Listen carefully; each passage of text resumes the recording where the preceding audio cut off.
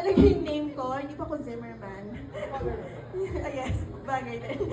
Ako po si Ina Sampang, isa pong kabataang Pilipino. Na tulad din po ninyo, pareho po tayo ng pinaglalaban.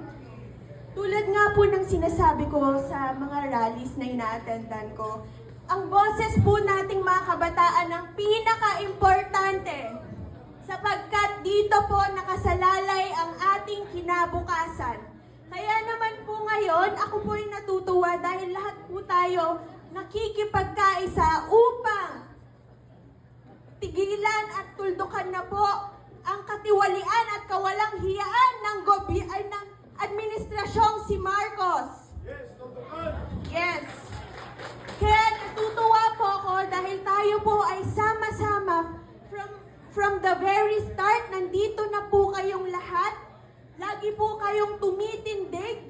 Lagi po kayong present. Lagi pong matatag ang ating puso upang ipaglaban ang ating bayang Pilipinas.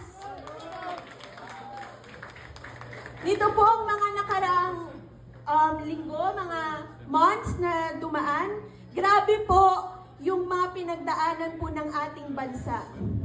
Bukas po, mag-iisang taon na po mula nung kinidnap ang ating mahal na presidente na si Tatay Digo. Kaya naman po bukas, iniimbitahan ko po kayo na samahan ninyo po kami.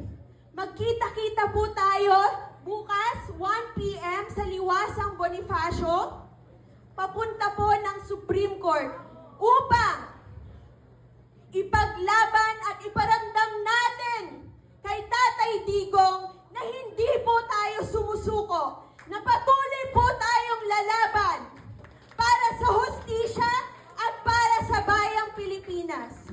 Mabuhay po ang kabataang Pilipino at mga kababayan nating Pilipino nandito po ngayon. Palakpakan po natin ang mga sarili natin. Maraming salamat po.